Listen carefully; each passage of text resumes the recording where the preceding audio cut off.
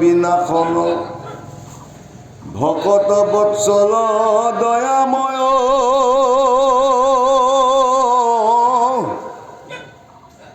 যাৰ অংশে অৱতৰি নানাবিধ মূৰ্তি ধৰি সৃষ্টি স্থিতি কৰন্ত পলয় নমো নমো ভগৱন্ত অনাদি অনন্ত সন্ত নিত্য নিৰঞ্জন নিৰাকাৰ তজু দুই চৰণতে পৰি পৰি দণ্ডৱতে কৰো কোটি কোটি নমস্কাৰ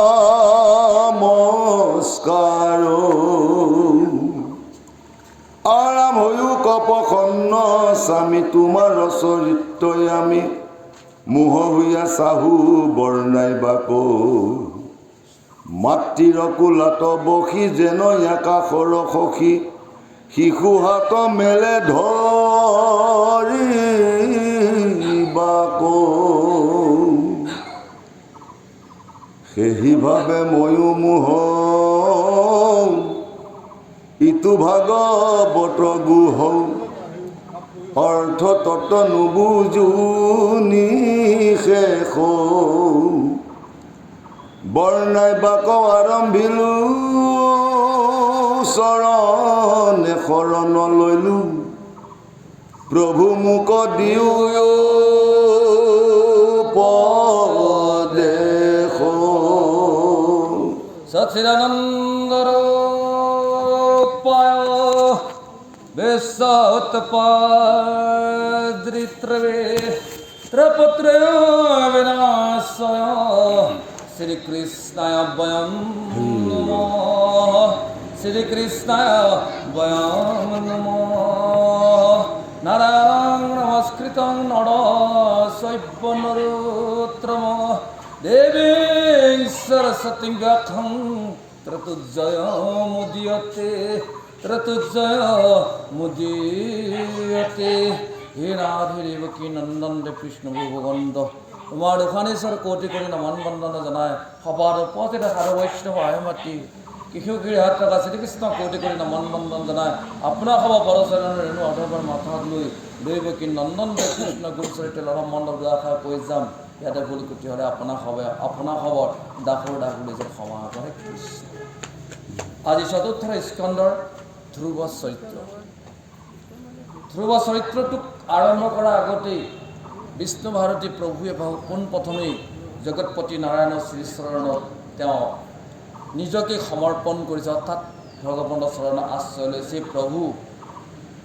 তুমি ভকতবৎসল দয়াময় নাৰায়ণ, সকলো বাধা বিঘিনি নাশ কৰা গৰাকী তোমাৰ জয় হওক জয় হওক। আৰু এনেদৰে তুমি অসংখ্য অৱতাৰ ধৰি নানান ধৰণৰ মূৰ্তি কৰি এই জগতখনক সৃষ্টিও কৰিছা আৰু ইয়াতে কি কৰিছা, তুমি স্থিতিও কৰিছা আৰু সময়মতে তুমি কি কৰিছা, প্ৰলয়ো কৰিছা। হে নিৰাকাৰ নিৰঞ্জনময়, তোমাৰ দুয়োখন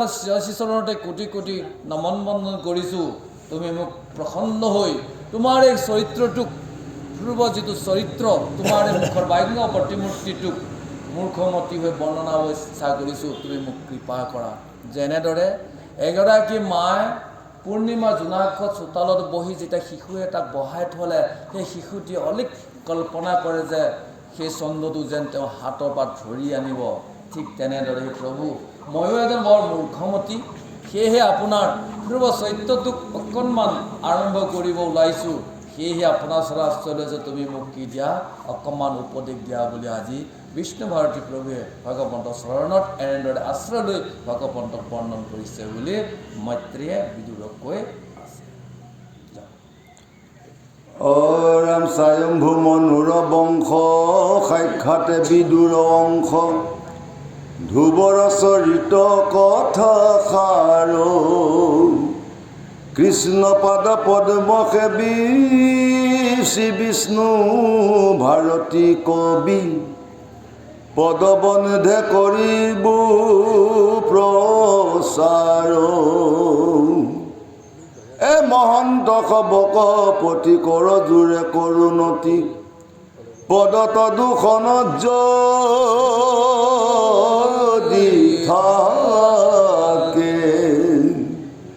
শাস্ত্ৰৰ অৰ্থক চাই কবিতাৰ অভিপ্ৰায় বুজি নিন্দা বুলিবা আমাকে শাস্ত্ৰৰ নুবুজে তত্ৰ কবিৰো নুবুজে মত তথাপিতো যদি নিন্দা কৰে নিচজনে গালি দেও সাধুৰ আপদক্ষয় তাত ক্ৰোধ নাহিকে আমাৰে অৰামূত্ৰমক কৰোণতি সমানক কৰো প্ৰীতি প্ৰাকৃতকো কৰো আশীৰ্বাদ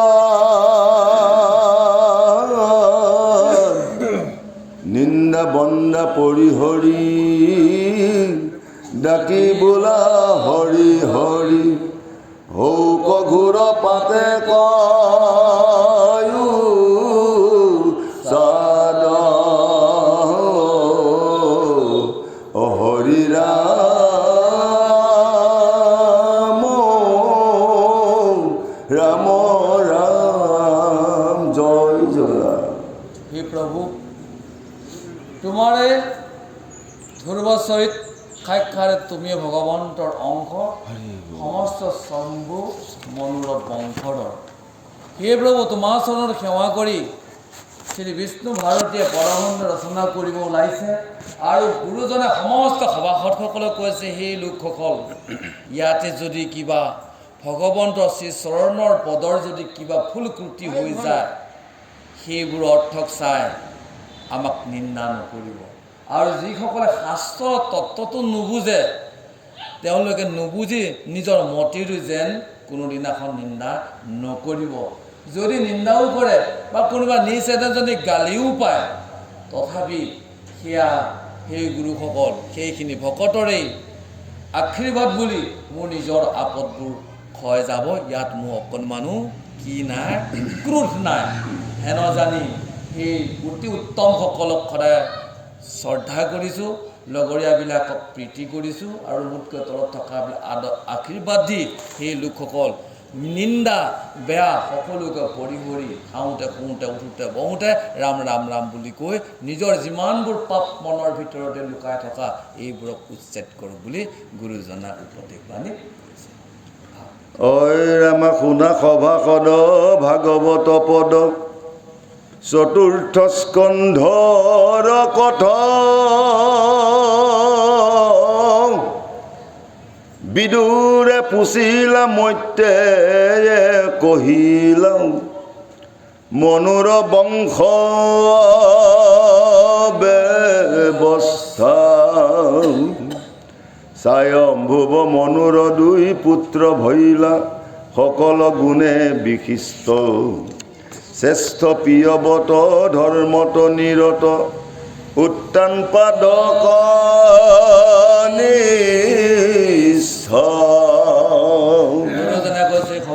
লোকসকল ভাগৱতৰ চতুৰ্থ স্কন্ধৰ পদ মানে ভাগৱত হৈছে ভগৱান আৰু যিমানবোৰ শব্দবৰ্ম ইয়াত নিৰূপণ হৈ আছে এইবোৰ ভগৱন্তৰ সাক্ষাতে চৰণ দুখন। আৰু এই কথাখিনিকে গংগাপাৰ আনন্দঘাটিত বিদুৰে আজি তেওঁৰ পৰম মহন্তৰ মৈত্ৰীমণিক মনুৰ বংশৰ কেনেদৰে সেই বংশটো স্থিতি হৈ আছিল, সেই বংশত আহি কেনেদৰে লোকসকলে লীলামালা কৰিছিল এই কথাটো কোনে সুধিছিল? বিদুৰে মৈত্ৰীমণিক সুধিছিল। আৰু সেই মনুৰ বংশৰ স্বয়ম্ভুৰ মনুৰ বংশতেই কি কৰিছিল? দুজন পুত্ৰৰ অতি গুণে গানে জন্ম লৈছিল। প্ৰথমজন পুত্ৰৰ নাম আছিল প্ৰিয়ব্ৰত ৰজা আৰু দ্বিতীয়জন পুত্ৰৰ নাম আছিল উত্তানপাদ। এনেদৰে মনুৰ বংশত দুজন ধৰ্মৰ প্ৰতি নিৰত হৈ থকা দুজন পুত্ৰৰ জন্ম হৈছিল বুলি বৰ্ণন কৰিছে। সিটো প্ৰিয়ৱতে কুমাৰ কালতে বিষয় সুখকতে যি তপোবনে গৈও নাৰদক পায়া কহিল বিষ্ণুক ভজি কনিষ্ঠ উত্তান পাদ মহাৰায়া ভৈলা খাতু দীপপতি পুত্ৰবতে ৰাজা পালাশ বেপ্ৰজা যেন দুটি চৰপতি।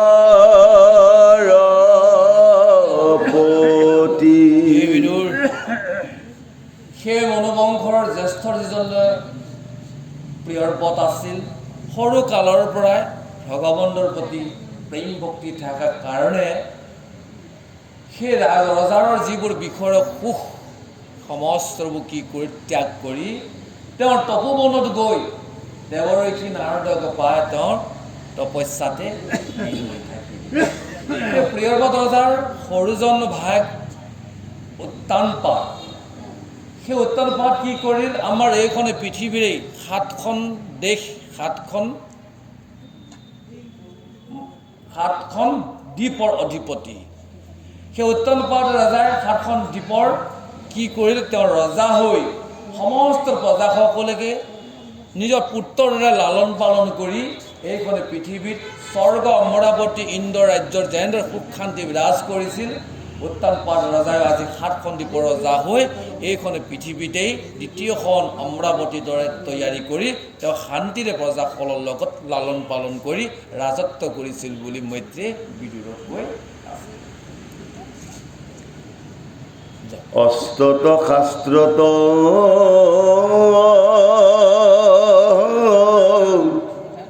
সবাতো পাৰ্গত তৈলোক নাহি উপাম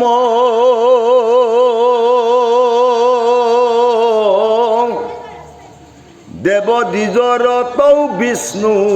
ত ভকত যাৰ মহাগুণ গাম অইৰাম কুশাৱত দেখো পবিত্ৰ বিশেষ সমান খাতু দীপৰ তথাতে নগৰী বৰ্ষে সতী পুৰী অমৰাৱতী সমাসৰ। উত্তানপাদ ৰাজা স্বৰ্গ মৈত্ৰ আৰু পাতালত থকা দেৱতা, পৃথিৱীত থকা নৰসকল আৰু পাতালত থকা অসুৰসকল, এই সকলোৱে যিমান শাস্ত্ৰত অস্ত্ৰ শাস্ত্ৰত যিমান পাৰ্গত আছিল, এই তিনি তৈলোক্যত থকা যিমানবোৰ লোক আছিল, এই সকলোতকৈও আজি সেইজন স্বয়ম্ভুৰ মনুৰ বংশধৰ সেই উত্তানপাদ ৰজাৰ তেওঁ যুদ্ধ কৌশলত অস্ত্ৰ শস্ত্ৰত সমস্ততকৈ পাৰ্গত আছিল। আৰু এনেদৰে তেওঁ এজন কি আছিল, দেৱতা হওক, কোনোবা ব্ৰাহ্মণ লোকসকল হওক, কোনোবা বিষ্ণুৰ ভগৱন্ত ভক্তি কৰা ভকতসকলক তেওঁ কি কৰিছিল, তেওঁ ইমান শ্ৰদ্ধা ভক্তি আছিল, গাঁৱে গাঁৱে যদি এই লোকসকলকো আছিল, তেওঁ সদায় তেওঁলোকক কি কৰিছিল, বৰ চেনেহ প্ৰীতি কৰিছিল। এনেদৰে 7খন দ্বীপৰ ভিতৰত যিখন কুশাৱত নামৰ দেশ আছিল, সেই দেশখনতেই এখন কি আছিলে, বৰ্ষেপুৰী, যেনেদৰে আমাৰ এখন বাচনাঘাট, অসমৰ এখন বাচনাঘাট ঠাই, ঠিক তেনেদৰে 7খনে দ্বীপৰ ভিতৰত যিখন কুশাৱত নামৰ দেশ আছিল, সেই দেশখনৰ অতি পবিত্ৰ তাৰ মাজতেই কি কৰিছিল, এখন বৰ্ষেপুৰী নগৰ এখন মানে টাউন এখন আছিল, সেই টাউনখনৰে তেওঁ কি আছিল, 7খন দ্বীপৰ অধিপতি। তাতে তেওঁ দ্বিতীয়খন অমৰাৱতী অৰ্থাৎ স্বৰ্গপুৰী সমান কৰি তাতে তেওঁ ৰজা হৈ সিংহাসনত বহি গোটেই 7খন দেশত লালন পালন কৰিছিল বুলি মৈত্ৰেয়ীয়ে বিদুৰক কৈ আছে। অইৰামে গংগা যমুনাৰ বেদ মধ্যে খাৰ পতন পাত গহৰী আতি ৰূপৱতী সুৰুচি সুনীতি ভৈলা দুই পতে চৰি। সুচৰিত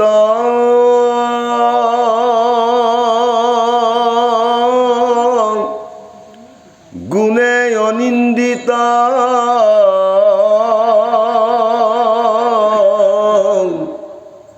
কুঞ্জৰৰ জগমণি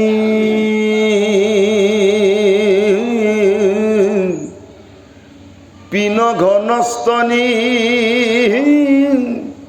জাতিত পদ্মিনী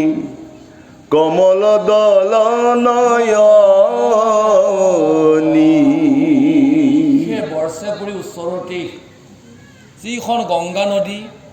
আৰু যমুনা নদী, দুইখন নদী যিফালে বৈ আছিল, সেইখিনি ওচৰতে কি কৰিছিল, পতনপাত নগৰী, পতনপাত নামৰ এখন নগৰ বা গাঁও আছিল। সেইখন গাঁৱত কি কৰিছিল, সুৰুচি আৰু সুনীতি নামৰ খুব ৰূপে গুণে দেখাই শুনাই দুজনী কি আছিল, পটেশ্বৰী, ধুনীয়াৰ ৰজাৰৰ পত্নী দুগৰাকী আছিল। আৰু দুয়োগৰাকী কি আছিল বোলে, দুয়ো সুচৰিতা, চৰিত্ৰটো বৰ সুন্দৰ আছিল। আৰু কি কৰিছিল বোলে, তেওঁলোক কুঞ্জনৰ ৰাজগমনী, যেনেদৰে কি কয়, খুব পদ্মিনী নাৰীবিলাকে যেনেদৰে গহীন গম্ভীৰদৰে খোজকাঢ়ি যায়, তেওঁলোকৰ খোজকাটলবিলাকো কি আছিল, তেনেদৰে এগৰাকী জাতিত পদ্মিনীৰ দৰে তেওঁলোকে কি আছিল, তেনেদৰে দুয়োগৰাকী ৰজাৰৰ দুয়োগৰাকী ৰাণী তেনেদৰে আছিল। আৰু তেওঁলোকৰ চকুহালো বুলি কৈছে কেনেকুৱা, কমল দল নয়নী। কমল মানে পদুম ফুল, দল মানে তাৰ যিডাল ঠাইডালৰ ৰংটো কেনেকুৱা ৰং, আৰু কোলাও নহয়, অকণমান গ্ৰীণ কালাৰ নিচিনাই। সেই দুয়োগৰাকীও সুৰুচি আৰু সুনীতি দুয়োগৰাকীও চকুহাল কি আছিল, তেনেদৰে ৰঙৰ আছিল বুলি আজি মৈত্ৰেয়ী বিদুৰক কৈ আছে। এইখিনিতে এটা বস্তু আহে আমাৰ, আমি যদি ভগৱন্তৰ মুখৰ বাক্যটোক চাওঁ, এইটোৱেই। আকৌ যদি সুনীতি সুৰুচি পিছত আমাৰ আকৌ অকণমান আহিব, যদি আমি অন্তঃকৰণলৈ যাওঁ, তেতিয়াহ'লে আমাৰ ভিতৰতো এই দুটা বস্তু থাকিব। এইটো আমি পিছত পৰৱৰ্তীত বৰ্ণন কৰা হ'ব। কায় বাক্য মনে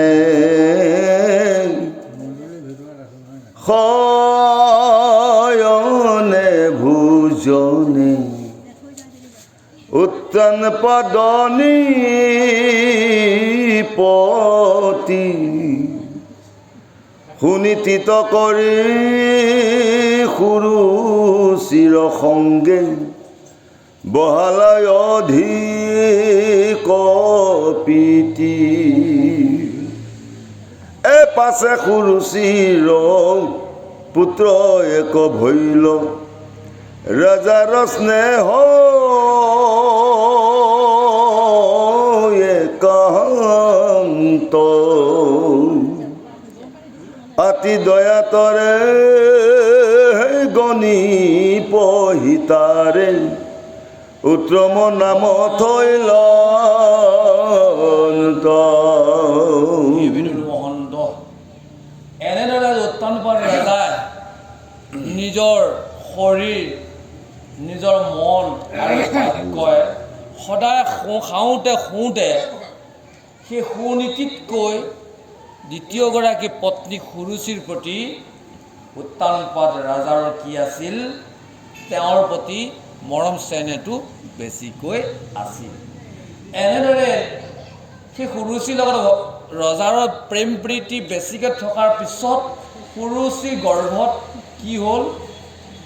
ৰজাৰ চেনেহত এটা পুত্ৰৰ জন্ম হ'ল। আৰু উত্তানপাদ ৰজাই দয়া কৰি জ্যোতিষীসকলক গণি পিটি লৈ সেই নিজৰ পুত্ৰটোৰ নাম কি থ'লে, সুৰুচিৰ পুত্ৰৰ নাম উত্তম থলে বুলি মৈত্ৰেয়ীয়ে বিদুৰক কৈ আছে। দুভগা সুনীতি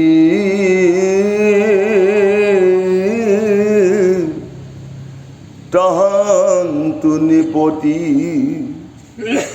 পুত্ৰ এক উপাৰ্জিলা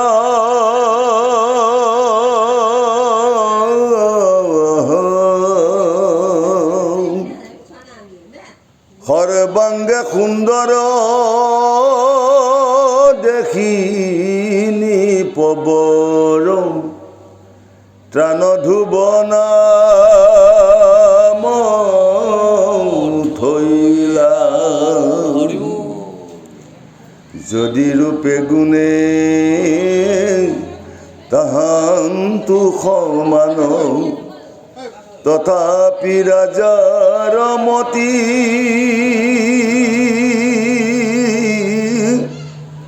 সুৰুচিত ইয়াতি ভৈলা শকতি দুৰ্ভগা ভৈলা শুনি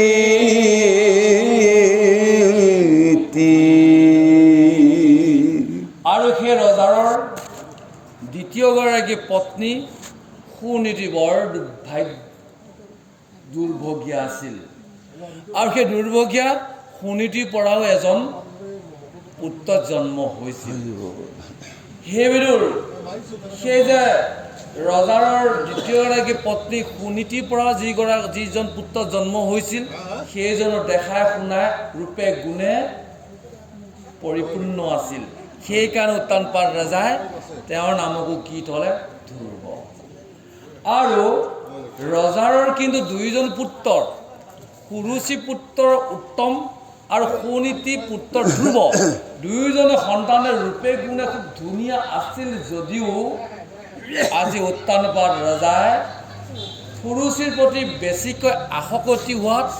সেই সুৰুচি পুত্ৰটোক বেছিকৈ মৰম কৰিছিল কিন্তু দুৰ্ভগীয়া সুনীতিৰ পুত্ৰক কি কৰিছিল তেনেদৰে মৰম কৰা নাছিল বুলি মৈত্ৰীমুনি আনন্দ পাৰত হাতত আজি বিদুৰক এই কথাখিনি কৈ আছে দিনে কউতান পদ মহাৰাজা চক্ৰৱৰ্তী ৰত্ন সিংহাসনে বসী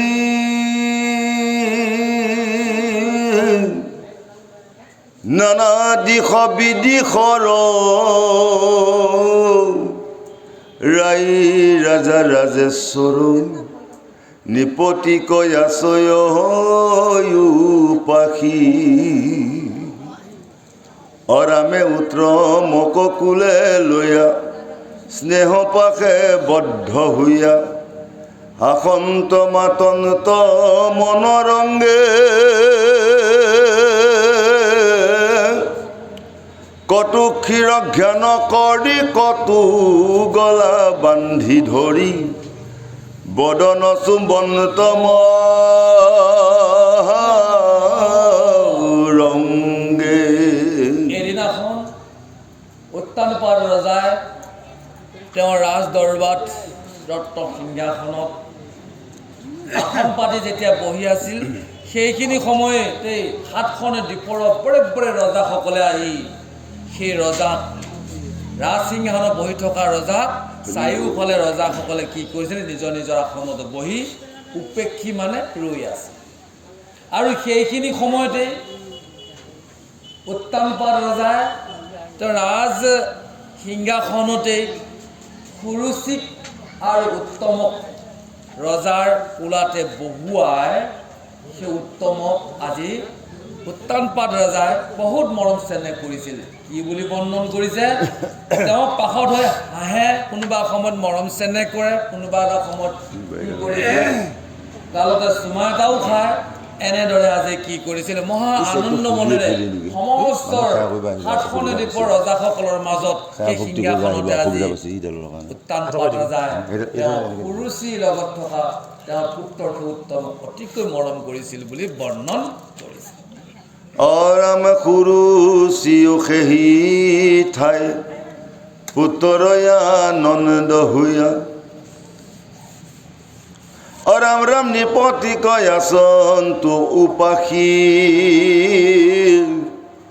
ধুবে শিশুগণ সংগে খেলাই ফুৰন্ত ৰংগে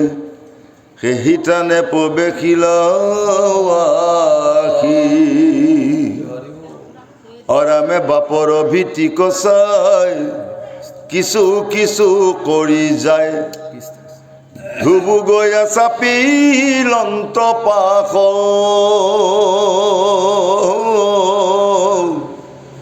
বাপৰ কোলাক যাইবু অনেক আদৰ পাইবু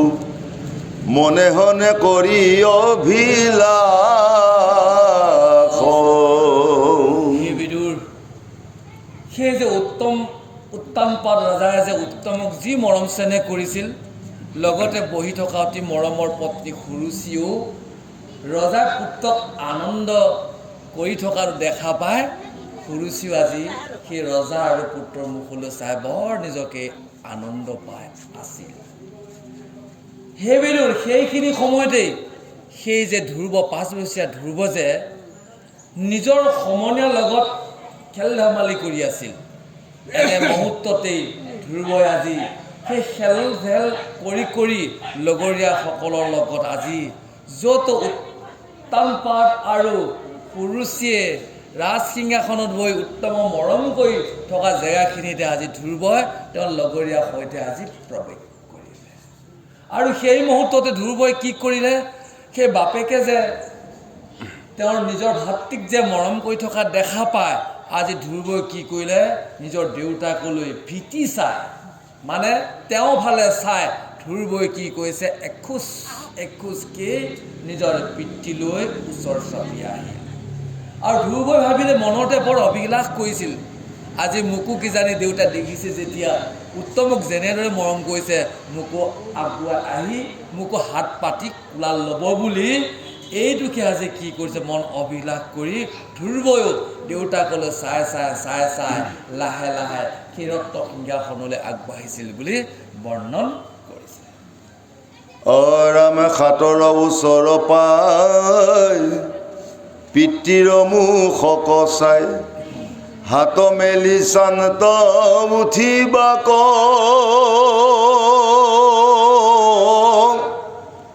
ৰাজা সুৰুচিক ভয় দেখি যেন নেদেখৈ নকৰিলা আশ্বাস ধ্ৰুৱক কাষতে আচন্ত ৰৈ সুৰুচিও মহাদৈ আতি গৰ্বে বোলে সৰ্ববাক দুৰ্ভগাৰ পুত্ৰ হৈ ৰাজা ৰখা ততই কেন মতে চাখৈ উঠিবা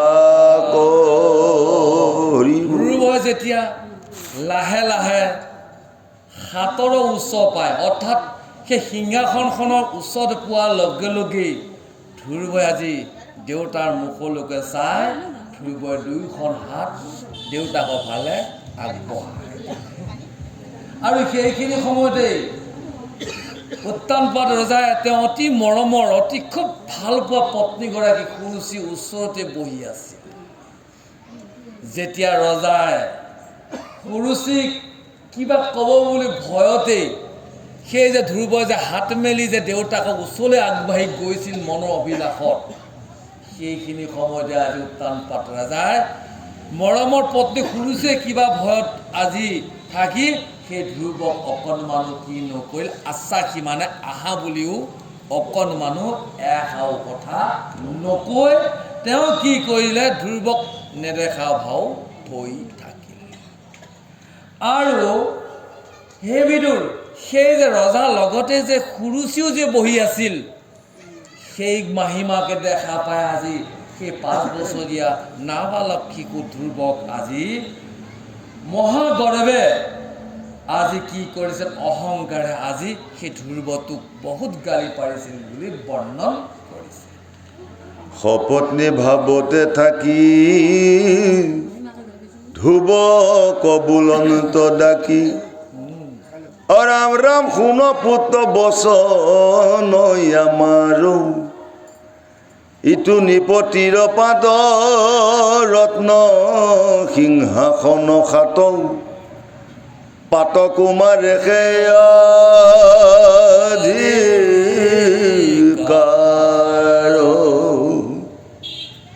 জয়দপিতো শিশু তই ৰাজাৰ কুমাৰ হক তথাপিতো নকৰ আৰু বিশ্বাস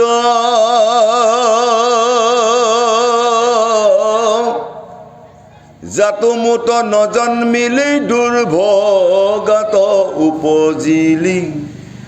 এতেকে দুৰ্লভ তোৰ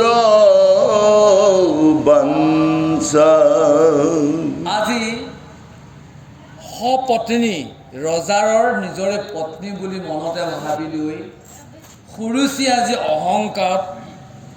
আজি গালি পাইছে ধ্ৰুৱক। এই বুলি কৈছে, হে ধ্ৰুৱ তুমি শুনা মোৰ কথা, এইখন ৰজা ৰাজসিংহাসনত বহাৰ কিন্তু তোমাৰ অধিকাৰ নাই, অধিকাৰ আছে একমাত্ৰ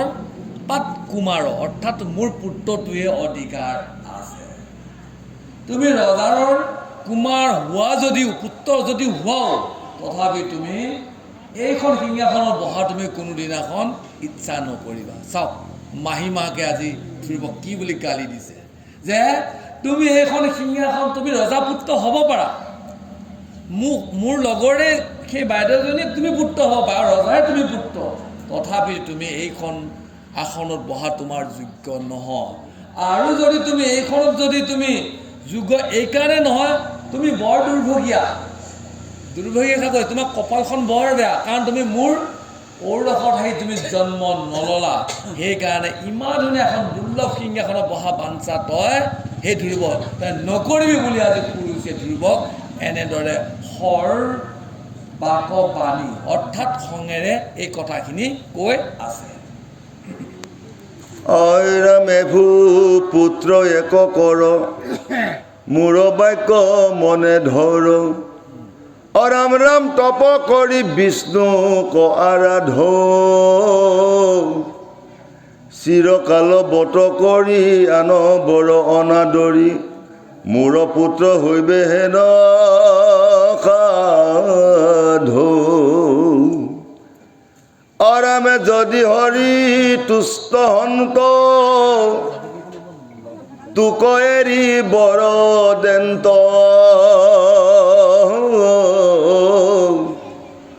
মোৰ এহি গৰ্ভে উপযশ কৈলো মই স্বৰূপত তেবে ইটো আসনত বকিবাৰ অধিকাৰ।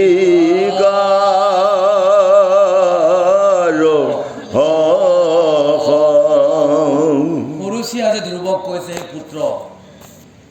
মোৰ কথাখিনিত তুমি যদি মনত ধৰি লোৱা তেতিয়াহ'লে তুমি কি কৰাগৈ জানা, এতিয়াই গৈ তুমি বিষ্ণুক তপস্যা কৰা আৰু তুমি চিৰকাল ব্ৰত কৰি অৰ্থাৎ তুমি ভগৱন্তক বিষ্ণুক এনেদৰে আৰাধনা কৰিবা, হে মোৰ পুত্ৰ তুমি চিৰকাল ব্ৰত হৈ তুমি নাখাই নকৰাকৈ ব্ৰত পালন কৰি অকণমান অনাদৰ নকৈ সেই এজন বিষ্ণুক আৰাধনা কৰি যেতিয়া বিষ্ণুৱে বৰ দিব, এই বুলি বৰ দিব যেন তুমি সেই মাহীমাৰ গৰ্ভত তুমি জন্ম লোৱা, তেতিয়াহে তুমি মোৰ গৰ্ভত জন্ম ল'লেহে তুমি এইখন আসনত বহিব পাৰিবা বুলি আজি মাহীমাকে ধ্ৰুৱক উপদেশ প্ৰদান কৰি আছে। ৰাম এই জন্মত তই আৰু নুহি কষ অধিকাৰ মিছা ইচ্ছা নকৰ চৱালে দুৰ্ভগাৰ হুয়া পুত্ৰ উঠি বাক চাখ পুত্ৰ ঐৰ পৰা গোচ ভালে ভালে নমো নমো মাধৱক অৰুণ চৰণ দুইক চৰণ কমলে বাৰম্বাৰ পাপ পংকে মগ্ন ভৈলো চৰণে শৰণ লৈলো প্ৰভু মোক উদ্ধাৰ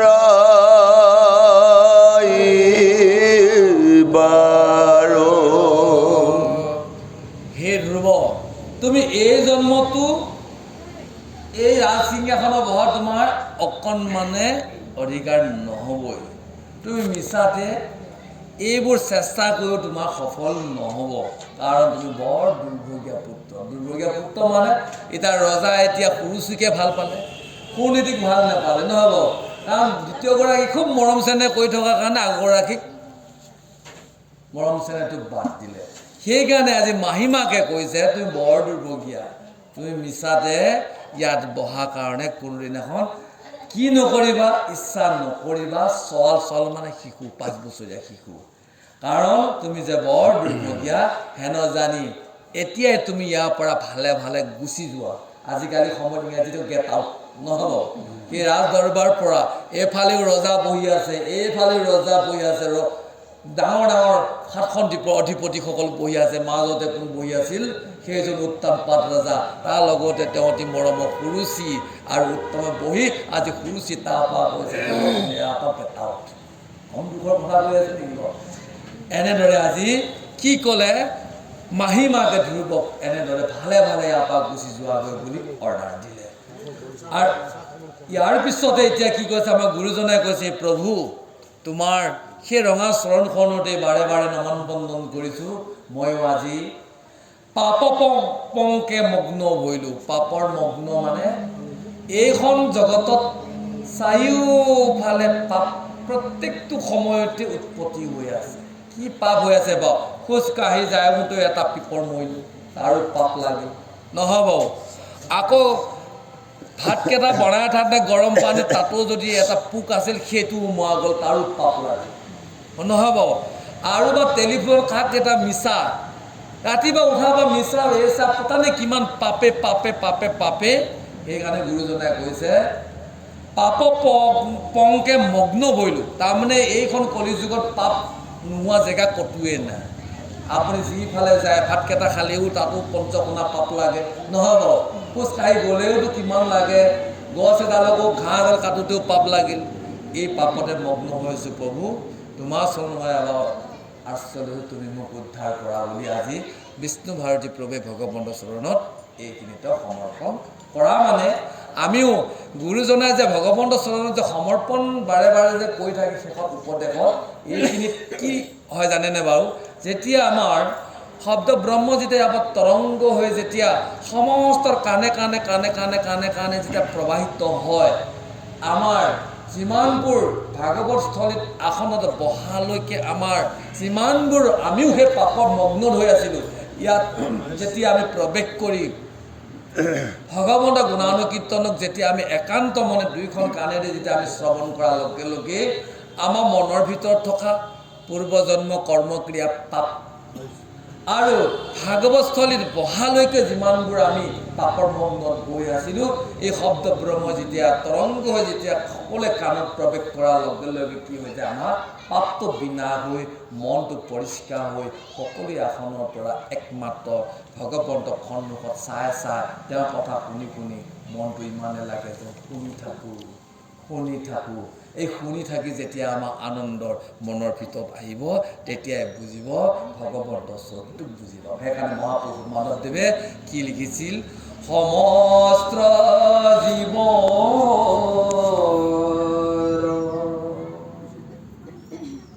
বুদ্ধি সাখী কেৱলে আনন্দ অনুভৱ স্বৰূপ সুখ সাগৰ দেৱ ঈশ্বৰ। সমস্ত লোকসকলৰ যিটো আমাৰ মনৰূপী বুদ্ধি আছে, এই বুদ্ধিটোত যেতিয়া আমি ভগৱন্তৰ কথাখিনি শুনি যেতিয়া আনন্দ বিভুল হৈ যোৱাৰ লগে লগে কি অনুভৱ হ'ব? বাহ, এইজনে ভগৱান, তুমি মোক পাৰ কৰা। আজি সেইজন গুৰুৱে কি কৈছে? প্ৰভু তোমাৰ চৰণ মই আশ্ৰয় ল'লোঁ, তুমি মোক এবাৰ উদ্ধাৰ কৰা। কথা এটা বুজি পোৱা নাই, আপোনালোকে আমাক আমি যত্ন কৰা চেষ্টা কৰি পাৰাখিনি হয় নামকেইটা শুনিলেই কিবা নিচিনা লাগি যায় হয় ৰুচি উম, আৰু সুনীতি yes কিহত ৰুচি কিহত নীতি অঁ আৰু একেজন ৰজাৰ বিবাহিত দুইজন দুইজন দুইগৰাকী। নে আমাৰ গাঁৱতো আমিও সেই ভুলকে কৰি আছোঁ আমাৰো সেইটোৱে আছে এজন ল'ৰাক আমি এজন পুত্ৰক আমি বেয়া দেখিছোঁ এজনক ভাল দেখিছোঁ হয়। কিয় তেওঁ নিজেই ৰজা উম, আইনৰ গৰাকী উম, কিয় এইখিনি কিয় হ'বলগীয়া প্ৰথমতে এই মাক দুগৰাকী সুনীতি আৰু সুৰুচিৰ কথাখিনি কৈছোঁখিনি আমাৰ মিলাই দিয়কচোন আমাৰ আমি যদি এয়া ভগৱানৰ কথাখিনি আমি থলোঁ ভগৱানৰ মুখৰ মংগামে প্ৰতিমূৰ্তি নহ'ব এতিয়া আমি আমাৰ নিজৰ স্বদেহৰ জানখনলৈকে আহোঁ স্বদেহ জান মানে ভগৱানে সৃষ্টি কৰা আমাৰ এই শৰীৰটো এই শৰীৰটোতে ভগৱানে 24টা আমাক তত্ত্ব দিলে 24 তত্ত্বৰে আমাৰ গোটেই শৰীৰটো গঠন কৰাই ভগৱন্তে আকৌ আত্মাৰূপে 25 তত্ত্বত আহি আমাৰ স্থিতি হোৱাৰ কাৰণে আমি প্ৰকাশ হৈ যায় স্বদেহ জানতে ভগৱন্তই কি দিলে 24টা তত্ত্ব নহয় বাৰু 5 পঞ্চভূত 5 জ্ঞানেন্দ্ৰিয় 5 কৰ্মেন্দ্ৰিয় তাৰপিছত কিমান হ'ল 15টা 5 15 3টা 24টা তত্ত্ব তৈয়াৰী 25 নম্বৰ তত্ত্বটো হৈছে ভগৱন্ত অংশ আত্মা মানে সেইটো আমি ছেপাৰেট কৰিব লাগিব সেইটো বস্তু ছেপাৰেট এইটো আমাৰ লগত ইনক্লুডিং নহয় 24টা এই 24টাত 15টা হ'ল তাৰপিছতে আকৌ কি কৰিছে ৰূপ ৰস গন্ধ স্পৰ্শ আৰু শব্দ আমি যিবিলাক কৈ আছোঁ এয়া হ'ল 20টা তত্ত্ব কাৰেক্ট 20টা ৰৈ গ'ল আমাৰ 4টা তত্ত্ব 4টা তত্ত্বটোৱে হৈছে কি বোলে মন চিত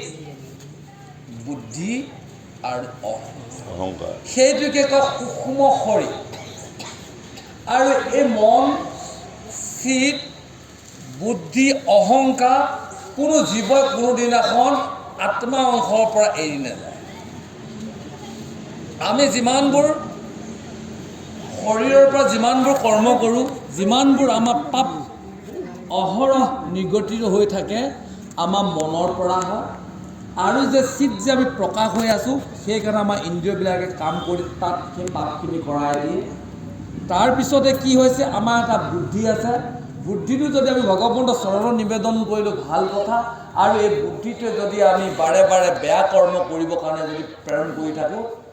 তাত আমাৰ কি উৎপত্তি হয় সুৰুচি আৰু সুনীতি উৎপত্তি হয় বুদ্ধি জন্ম হয়নে ক'ত ছটাত নহয় 4টাত যিটো বুদ্ধি আমাৰ বুদ্ধিয়ে আপোনাক কৰিব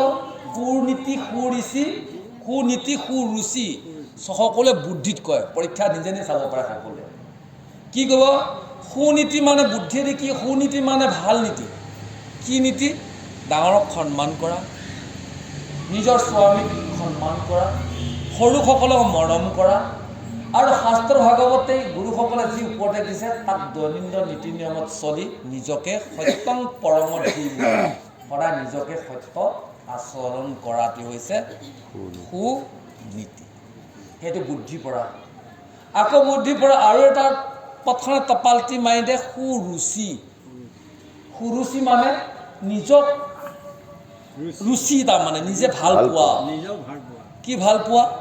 ভাগৱতলৈ সেৱকীয়ে মাতিলে এই বাদ দিয়া এতিয়া নেযাওঁ যেতিয়া অন্ন ব্ৰহ্ম দিয়া সময় বৰ ধুনীয়াকৈ যে আমাক খাম হাত চেলেকি চেলেকি ক'লে এতিয়া মই বিচনাতে থাৰ্ডছে শুই থাকোঁ বাদ দিয়াহে সেইটো নিজৰ ৰুচি নিজৰ শৰীৰটোক আনন্দ দি পেলাই ঘৰতে ৰুচি কৰি বিচনাৰ ওপৰত থেপলাং মাৰি কৰি আছে আৰু কত আমাৰ ইমান বহলাই নিদিওঁ খোৱা ডাঙৰ আহি খাই চেলেকি চেলেকি খাব আহিলোঁ দেই এবাৰ ধুনীয়াকৈ প্ৰেজেণ্ট দিব মানে সু মানে নিজকে ভালে ভুলে ৰাখি সেইটো খোৱা আৰু ঘৰতো কি কৰিছে আনন্দ মনেৰে থাকি শুই কৈছে একে গা পা ধুয়ে চকু টকু মুহাই ইয়ালৈ আহিছে খাব যাওঁ আৰু বহুত বেছি বহলাই নিদিওঁ আৰু চমুতে এই দুটা ৰুচি আমাক ক'ৰ প্ৰতি হয় সেই বুদ্ধিৰ পৰা উৎপত্তি হয় বুদ্ধিৰ পৰা যদি আমাৰ সুনীতিটোত যদি বুদ্ধিটো উৎপত্তি হ'ল তেতিয়াহ'লে আমাৰ এই মন চিত বুদ্ধি আৰু অহংকাৰ আছে অহংকাৰটো দমন হ'ব কোনোদিনাখন অহংকাৰী নহ'ব সুনীতিত দিয়ে চলিব কোনোবাই যদি সন্মান কৰিলেও কৰিব কোনোবাই যদি এখন কালত থাপ মাৰে হ'ব দে এখনটো মাৰি দিয়া হ'ব দে তই বলা মাৰ দে হ'ব দে তই ভগৱান যে মাৰিছ ভালে পাইছোঁ দিয়া সেইজনৰ আচাৰ সুনীতিজনৰ আচাৰ যেতিয়া বুদ্ধিত হৈ থাকিব তাৰ অহংকাৰ গৰ্ব কোনোদিন নহয় আৰু যদি বোলে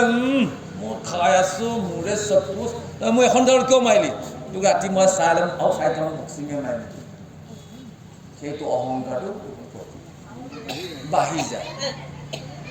সেইকাৰণে মহাপুৰুষ মাধৱদেৱে এইখিনিতে আৰু এটা কথা লিখিছে কি লিখিছিল এইটো চিলচিলাতে অকণমান গাই চিন্তা নাপাব নহ'ব ক্ষুদ্ৰ হেব আশা কৰি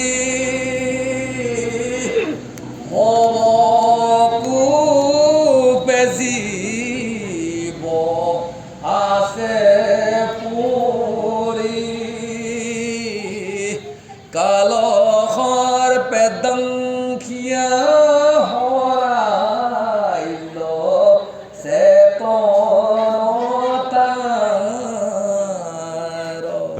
এই যে নিজে নিজে সুৰুচিত থাকি অহংকাৰ হ'ল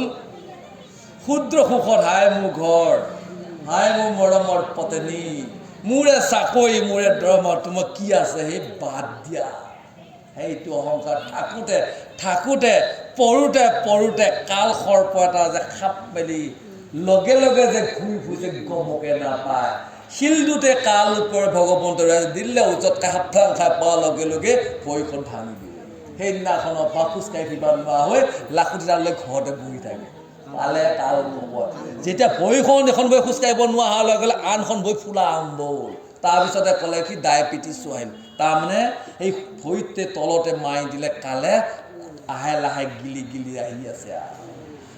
আহি যেতিয়া এইখিনি পাবহি আৰু কৈ টুপুচকৈ গৈ পৰি জমে ক'ব মুচ টানি টানি 28খন লগ দেখাই দিওঁ কি কৰি আছিলে তাত সুৰুচিত মানে খুব ৰুচিত থাকোঁতে তাৰ এইটো চেতনা আছে এতিয়া গুৰুজনাৰ তলপদ ভাষিত লিখিছে সুনীতি ভাল নীতিত থাকিলে আমি ক'ত আহিব লাগিব আজি যে মহাভাগৱতৰ হৈ আছে জগতপতি নাৰায়ণ গুণানুকীৰ্তনীয়া পাৰে প্ৰবাহিত হৈ আছে একান্ত মনে আসনত বহি ভগৱন্তক বাৰে বাৰে কওঁ প্ৰভু তুমি মোক এবাৰ উদ্ধাৰ দয়া কৰা তাৰ তলপদ ভাষিত লিখিলে গুৰুজনাই মুখ্যৰু পেট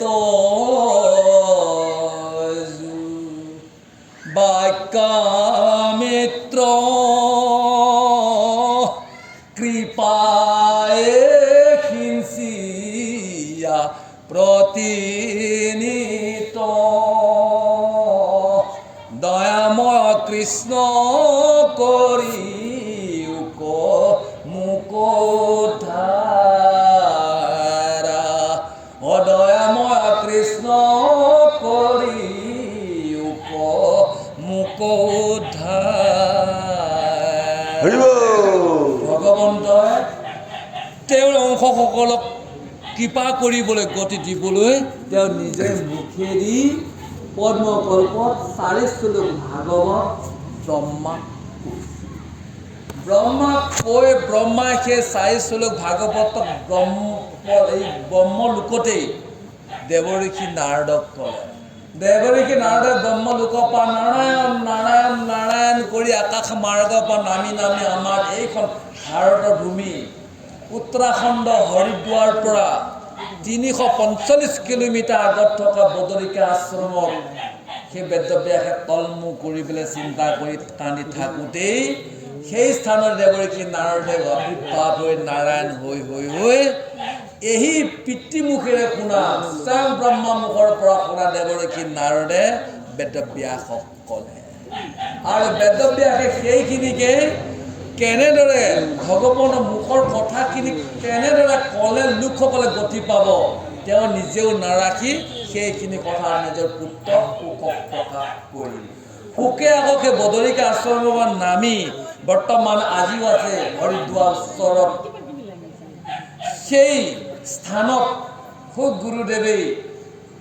পৰীক্ষিত ৰজাৰ আগত এই কথাখিনি ক'লে। সেইখিনিতে সীমাবদ্ধ নহ'ল। সেইখিনি সময়তে পৰীক্ষিতেও এই কথাখিনি প্ৰচাৰ নকৰিল। নকৰাৰ পিছত কি কৰিল, যিমান 60,000 ঋষি মুনিসকলৰ ভিতৰত এটা বৰ নিজ জাতিৰ ল'ৰা 16 বছৰীয়া ল'ৰা এটা অতি দূৰৰ পৰা সুকে কৈ থকা কথাখিনি শুনি আছিল। হিচাৰাত ওচৰতো আহিবই নিদিলে, কাৰণ মহা ঋষিসকল বহি আছিল। ৰাজ ঋষি, দেৱ ঋষি, নহ'ব ব্ৰহ্ম ঋষিসকলৰ মাজত সেই নিজ জাতিৰ ল'ৰাটোৱে ওচৰত আহিব পৰা নাছিল। সুক আৰু পৰীক্ষিতৰ সন্মুখত অতি দূৰৰ পৰা সুকে কৈ আছিল, আঙুলি ইচাৰা দি কথাখিনি কৈ থাকি তাৰ পৰা কাণ ধোৱা একান্ত মনে সেই 16 বছৰীয়া নিজ জাতি সুকে শুনি আছিল। সুতে শুনি থাকি সেইখিনি সীমাবদ্ধ। তাত থকা ঋষিসকলে যেতিয়া একো বুজি বাজি নেপালে, আকৌ এদিনাখন সমস্ত ঋষিসকলে ভগৱন্ত অতি মৰমৰ স্থান বিষ্ণু নৈমিষাৰণ্যত উপস্থিত হৈ তেতিয়াহে সকলো ঋষিসকলে সেই সূতক মান্য কৰি অৰ্থাৎ আসন এখনত বহুৱালি এইখন ভাগৱতৰ কথা ক'লে আৰু এইখনে বৰ্তমান প্ৰচাৰিত হ'ল। আৰু সেইকাৰণে মহাপুৰুষ মাধৱদেৱে দিছে ভগৱতৰ নিজৰে মুখৰ বাক্য ভাগৱতৰ প্ৰত্যেকটো শব্দ। আৰু এই শব্দখিনি যেতিয়া আমাৰ পাঠাচাৰ্য প্ৰভুৱে যেতিয়া আমাক গায়ন কৰি থাকে, সেইখিনি বাক্যামৃত কি কয়, প্ৰত্যেকৰ কাণে স্পৰ্শ হৈ কাণে যেতিয়া প্ৰৱেশ কৰাৰ লগে প্ৰতিনিতে যেতিয়াই গাই থাকিব একদম প্ৰবাহিত হৈ থাকে। এই স্থলত যি লোকসকলে আহি শুনিব সেইখিনি, সেই আসনৰ পৰা বহি যদি কোনোবাই কৈছে, ভগৱান তুমি মোক এবাৰ দয়া কৰি উদ্ধাৰ কৰা আৰু এই সংসাৰলৈ আহিব নালাগে, সেইজনক কৃপা কৰে। এইটোকে হৈছে সুনীতি। আমি যদি এইটো নীতিত থাকোঁ, তেতিয়াহ'লে অহংকাৰৰ যিটো কুৰুচি ইয়াৰ পৰা আঁতৰি যাব পাৰিলেই তেতিয়াহে মন চিত্ত বুদ্ধি যেতিয়া ভগৱন্তৰ চৰণত নিব পাৰিম। যিদিনা পঞ্চভূতিতে পঞ্চভূতৰ লগত ওলাই যেতিয়া ৰৈ যাব, তেতিয়া শৰীৰ পৰা আত্মাটো ওলাই যাব, তাৰ লগত সূক্ষ্ম শৰীৰটো যেতিয়া ওলাই যাব। যদি আমি সুনীতিত চলি আছোঁ, তেতিয়াহ'লে ভগৱন্তই শংখচক্ৰ গদা পদ্মৰ পাৰিষদ শৰীৰটো লৈ আহিব। আহি আমি সেই শৰীৰত প্ৰৱেশ কৰি আমিও সেইখন ভগৱন্তৰ পাৰিষদৰ ৰথত বহি ইয়াৰ পৰা বায়ে এটা 14খন ভৱন পাৰ হৈ বৈকুণ্ঠত ধুনীয়াকৈ থাকি। আৰু যদি সুৰুচিত যদি আছোঁ, হাৰে মোৰ ঘৰ থাকি দিছোঁ, মিছা কৰি ফুৰিছোঁ, তেতিয়াহ'লে জমে পোলা কেটা যাতনাত দেহ লৈ আহিব। তাত সোমোৱাই দি এইখন পৃথিৱীৰ 900 নিযুক্ত তলত থকা যিখন যমৰ ৰাজ্য, তাত 365 দিন এনেদৰে নি থাকিব বোলে। ক'ৰবাত ৰ'দত, ক'ৰবাত বালিত খাবও নিদিব। মস্ত লোহা গদাই কোবাই ইয়াত যিদিনাখন দেহ ত্যাগ কৰিব, সেইদিনাখনৰ পৰা 13 দিনলৈ ইয়াতে আত্মাটো ঘূৰি থকাৰ পিছত লৈ যোৱা পৰিক্ৰমা কৰি জমে সেইখনলৈ 365 দিনত ঠেলিয়াই গতিয়াই মাৰি যমসন্মুখত প্ৰৱেশ কৰিব। 365 সোমাই যোৱা, তাৰপিছত 28খন নৰকত ভুগি ইয়াত যদি মিছা বেচা কৰিছিল, গছত জন্ম লওক, সাপত জন্ম লওক, খিয়ালত লবলৈ এই কৰ্ম। সেইকাৰণে আমি সেই কি কৰিছে, নিজকে সেই মন চিত আৰু বুদ্ধিটোক কি কৰিব, ভাল কৰিব। কেতিয়া বুদ্ধি ভাল হ'ব? যেতিয়া আমি ভাগৱতৰ কথাখিনি মন দি শুনিম। মন দি শুনিলে মনৰ পূৰ্বজন্ম বাসনাবিলাক টপককৈ নিগৰি থাকেনে নাথাকে বাৰু? 3 বছৰ ল'লে তথাপি আকৌ সেইজন ভকতৰ হিংসা কৰা স্বভাৱ নে কৰিব কি? কাৰণ পূৰ্বজন্মৰ লোকক হিংসা কৰা স্বভাৱ এটা আছিল যে এই স্বভাৱটো এতিয়া কেনেকৈ যাব, ই পটকৈ যোৱা বস্তু নহয়। যেতিয়া ভকতৰ সংগ লগত যোৱা বস্তু নাই, লগতো নাযায়গৈ, সি ভাল হ'বগৈ। ভকতৰ সংগৰ লগত থাকি ভালদৰে যদি ভগৱন্তৰ কথা শুনে আৰু শুনি যেতিয়া নিজক বুজি পালে আত্মা কি বস্তু, সেই যেতিয়া নিজকে অন্তঃকৰণত যেতিয়া বুজি ল'ব, অন্তঃকৰণ থকা মনবোৰ তেতিয়া না গৈ যেতিয়া মন নিৰ্মল চতাং মন যেতিয়া প্ৰদীপ্ত হ'ব, সেইদিনাখন মনতেই ভগৱন্ত সাক্ষাতে শংখচক্ৰ দেখা পোৱা দিনাখনেই গম পালে আৰু ইয়াত দহাখন কৈ থকা। কিন্তু সেইটো পৰিৱেশ আনিবলগীয়া হ'লে আমি ভগৱন্তৰ চৰণত একান্ত চিত্তমনে আৰাধনা কৰিব। তেতিয়াহে পুৰুষিক অঁতৰাই নিদিলে আমাৰ ভগৱতীক আগবাঢ়ি অঁ এটা ফুল পুৰুষিক অঁতৰাবলগীয়া হ'লে আমি এনেদৰে